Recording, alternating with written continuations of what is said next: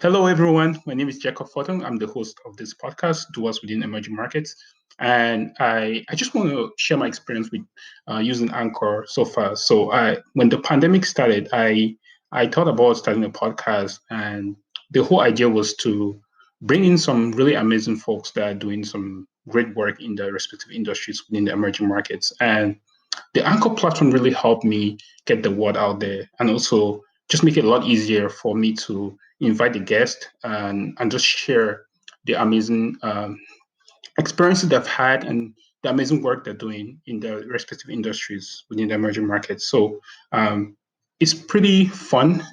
You don't even worry about the technical part of making a podcast. You actually just focus more on the content. And Anchor has done it really well for me. So I will highly encourage anybody who is trying to start a podcast to try to use. Just check out Anchor, and I think you won't regret it. I'm not a technical person, but if you listen to these episodes that I've been publishing so far, it seems like I know what the technical part of it, but Anchor helps you take care of the technical part, and you just focus on the content. So feel free to check it out. I highly encourage. You won't regret it, and it's right there. You don't pay anything. So in times like this, I think starting a podcast and getting the word out there, irrespective of what you're doing, will be a really great experience. So thank you guys for listening to my episodes. Please check out Anchor, and you will have a great time. So cheers, guys, and see you guys next episode. Thanks. So hi, everyone. This is Jacob again, the host of Doers Within Emerging Markets. I'm humbled and honored to have Adebayo Alonge, the co-founder and CEO of RxAll Incorporated. And it's such an honor to have you here. And for us to get into this episode, I'm just truly humbled to have him here on the podcast. So we'll just get right into it, and I'll please let Adebayo introduce himself and tell us a little bit about RxAll. So welcome to the pod. Thank you so much, Jacob, and I'm honored to be here. My full name's Adebayo Alonge. I'm Nigerian by nationality, although I like to refer to myself as a worldian, so a citizen of the world. Nice. Just given the various places I have lived in, traveled in, and worked in. So that's how I see myself. Amazing. In terms of my profession, I qualified pharmacist, but also have degrees in finance and public policy. And my core interest is really around helping to solve problems of poverty using market and social impact ideologies. And RxAll really is a definition of how I see solutions to be crafted around the kinds of problems that poverty causes. That's amazing. That's amazing. And thanks for the introduction. I'm close to Nigeria. I'm from Cameroon, so I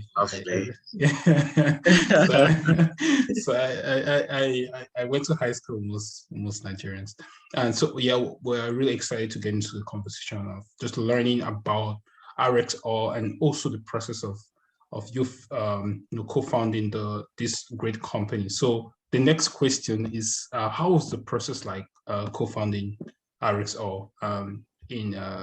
We know emerging markets are really difficult, more so, you're in the healthcare space.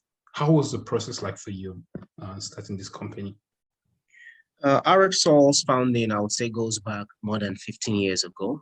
So it really goes back to my own personal experience with a fake medicine, where I was in a 21-day coma that I survived. And that really helped me define my life's purpose. And I went on to pharmacy school at the age of 15, really with the clear intention to fix the problem and make sure that no one in my family, no one in my community, no one in the rest of the world ever has to suffer as a result of bad medicine, right? So it's been the rumination of all the ideas, my own experience, over the last 15 years that eventually led to a coalition or coalescing, I would say, of serendipitous factors that eventually led to the founding of RxAll.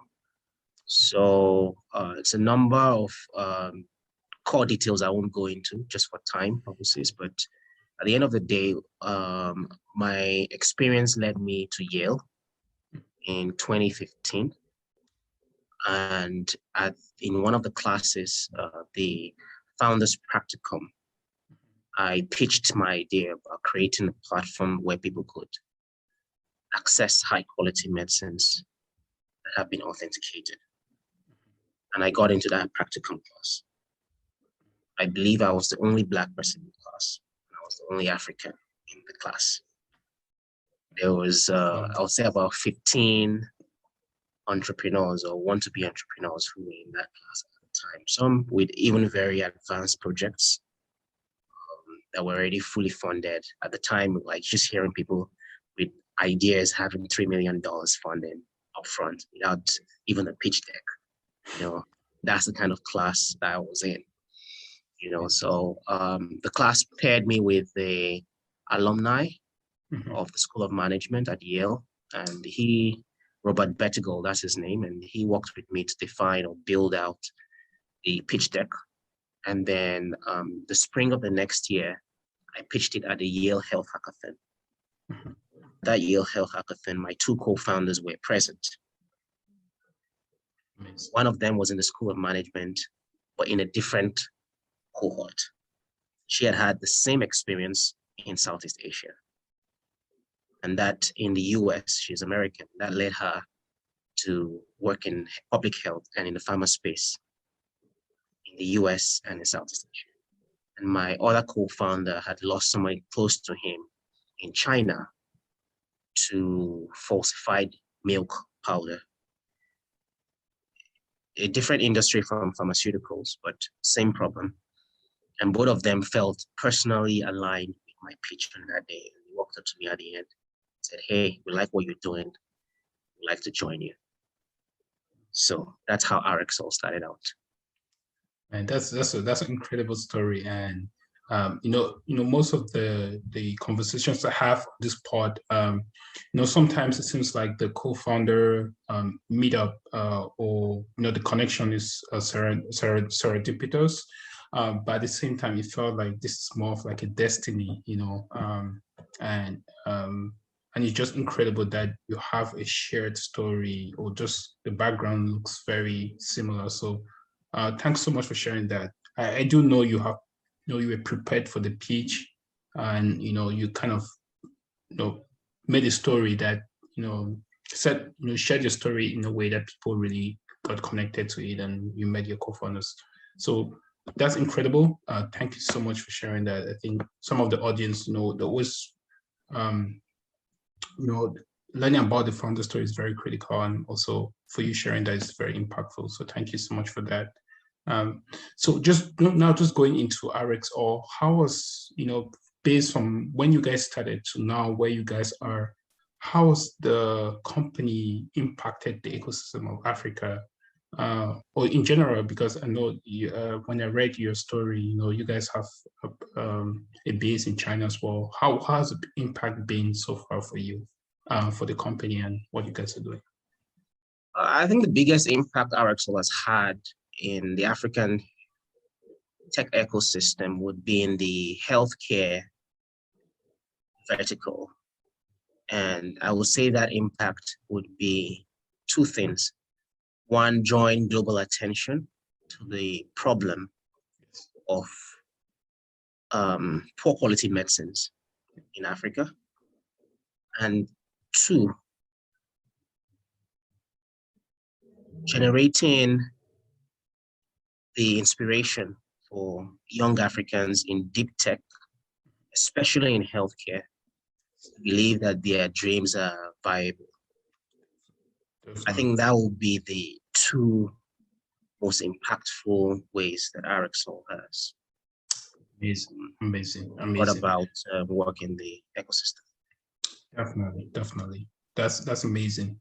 And just from there, through this process of co-founding the company, what has been, and this is something that especially Africans in diaspora in the US and Europe, and some that have been to Asia, trying to navigate how the ecosystem in Africa works. What has been one of the biggest lessons founding this company, actually, building the processes in place?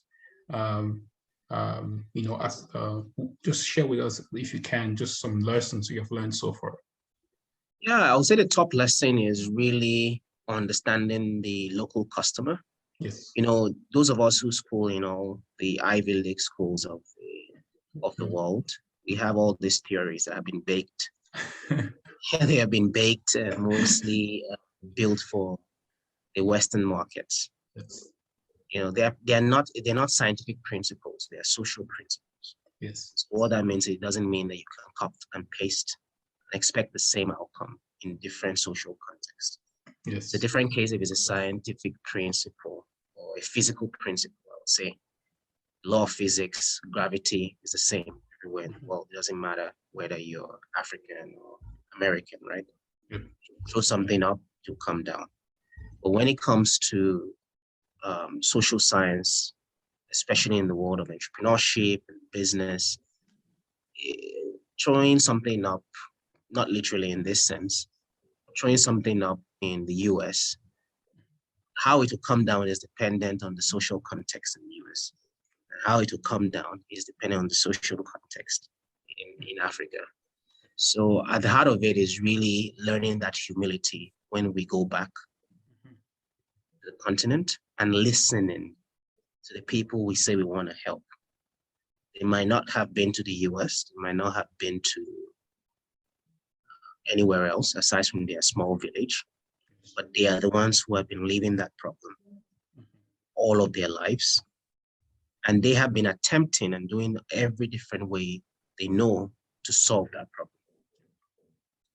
It's not the story about Africans being passive and just like living with the problem is false. Right? There's no problem on the continent today that doesn't have a local solution. We're only coming in there trying to learn what is working for that problem and using tech to scale the solution we learn from the locals. Right? So I think at the heart of it is really learning that humility, learning to listen to the local people, learning to co-create with them, not going and giving them the prescriptions. Because honestly, we don't know more than the people who have lived all their lives trying to solve those same problems. So I would say that would be the biggest lesson for me, founding RxAll and growing the business in Africa. Yeah, just to reiterate, co-creation is important. We have to focus on localization. That solutions on the local level, and you have to really be humble. For all the folks, my Africans in diaspora out there, humility is important.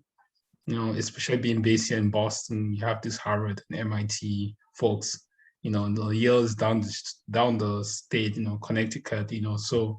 But as Adebayo here has said, this is really important for you to be humble and actually co-create with the locals. So thanks so much for sharing that. It reaffirms, some of these the ways that we always think of, like, how do we work with locals? So been spending some time in the Western world. So I appreciate you for sharing that as well. So now just going into the industry sector now, how is the current state of healthcare? I know we have some fragmented information out here.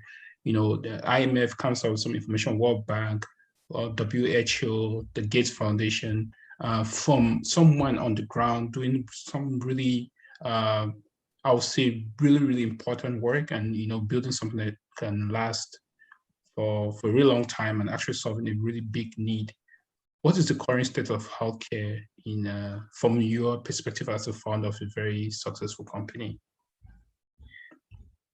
I would say healthcare in Africa is a space for opportunity. It's undertapped. If you compare healthcare on the continent with fintech, for example, you can see the big difference in funding numbers and even in types of like products or startups that are coming to market. And I would say perhaps even healthcare, the opportunity in healthcare is potentially even bigger and even more impactful.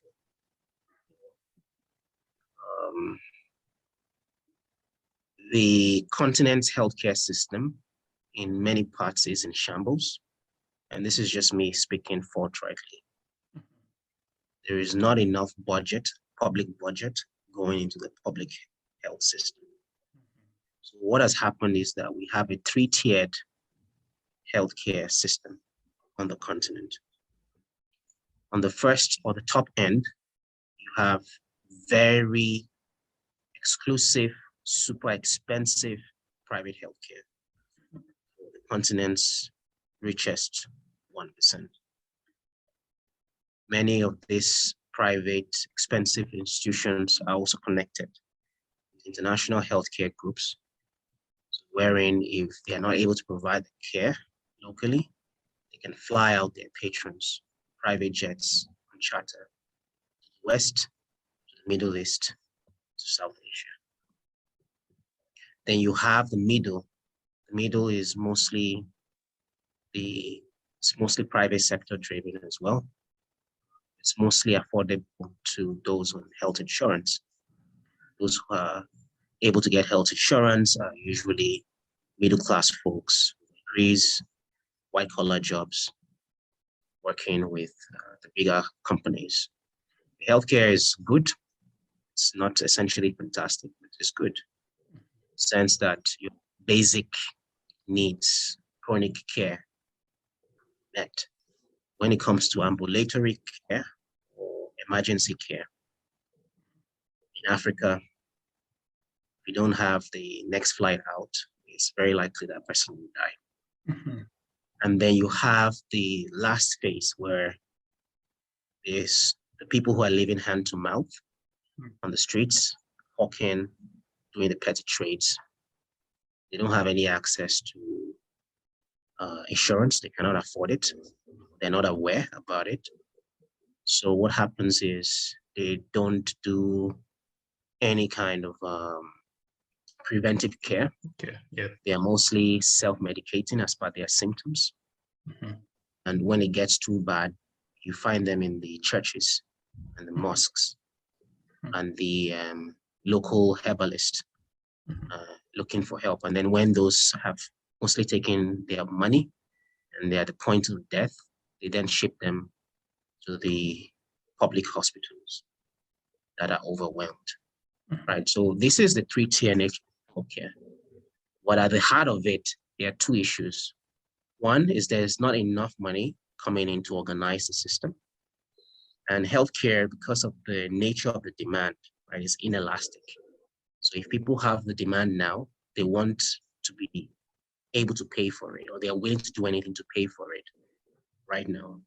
But the issue about it is that it's not like a consumptive product, like say finance, where if you're going to a restaurant, you can pay with an app on a day-to-day basis. Mm-hmm. People don't necessarily see, especially if they don't have the discretionary income, they don't see the need to want to spend every day on health. So that's why it's been very difficult for private health insurance to take off the continent, right? Governments are not putting enough money in healthcare. The private citizens also don't have enough money to put aside healthcare because they don't see it as a basic necessity. You know? That's the first issue. The second issue has to do with the way we've structured policy around healthcare. So the way we've organized healthcare and made it very top-heavy rather than community-focused. So it's seen as that thing that is for them, or you literally see people shaking when they're trying to see a doctor in the towns and cities that I've been into. They see the doctor as the god. Mm-hmm. Meanwhile, the doctor is supposed to be serving them, and that conversation is supposed to be two-way, you know. Definitely. So those are what I see as the two broad issues. I mean, we can decide to break it down and try to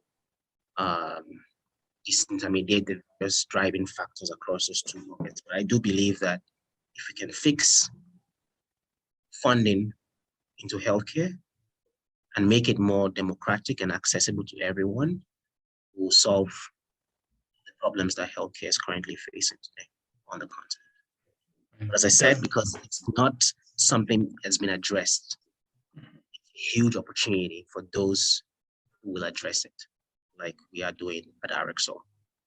So that's the two sides. That's the other side of the coin. Definitely. And this is something that, I mean, just to reiterate, I'm here for those of you joining the podcast right now. I'm here with Adebayo, co-founder of RxAll Incorporated, just an amazing entrepreneur.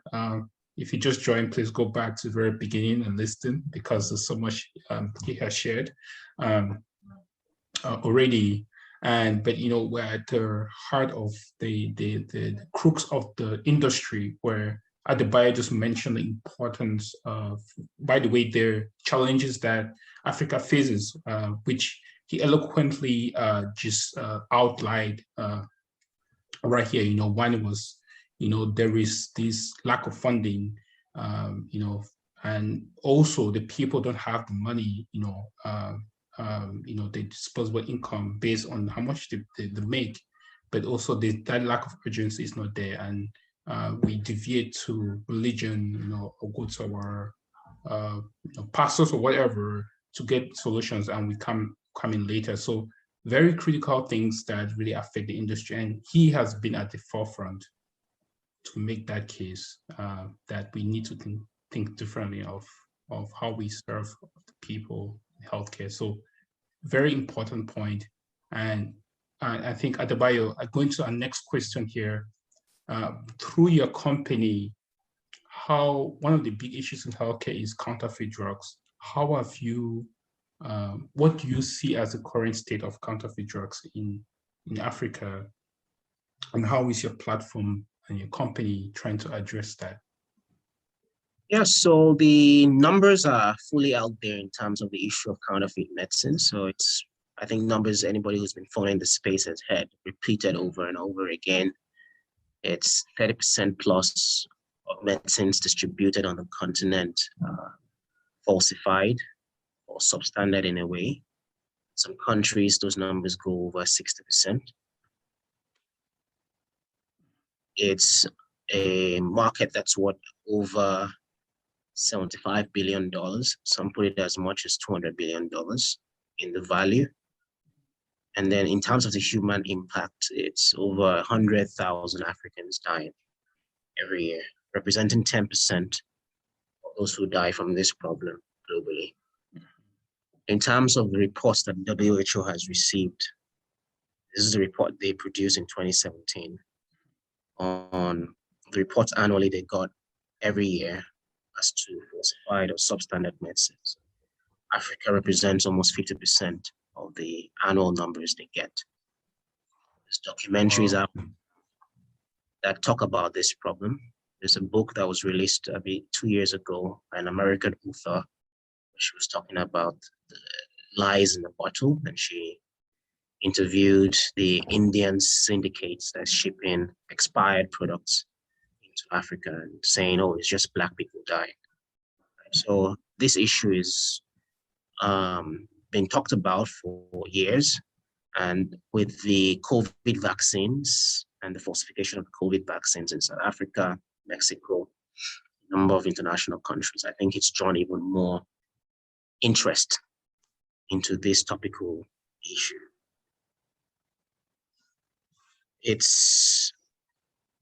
is a big problem, I would say, and the problem stems from the same factors we discussed when we talked about healthcare broadly.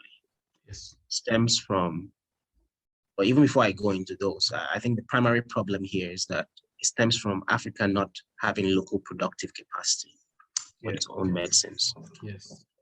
Right? We're importing 70% of our medicines from international markets. And that is super risky. COVID vaccines, we don't even manufacture. There's not a single country right now that manufactures. I know there's been the plan from the COVAX WHO to empower South Africa, Senegal, and a few countries to be able to produce locally. The reason why you have less than 3% of Africans inoculated with the COVID vaccine today is because we don't have the ability to manufacture it. So we're dependent on handouts from the other countries of the world. And when you extend that to broad pharmaceuticals, it's the same issue. If you don't have the local manufacturing capacity, it makes it very difficult and super expensive for your local regulators to manage your supply chain. They will need to be able to assess where it's being produced internationally. They will need to be able to secure the international transshipment that's taking place.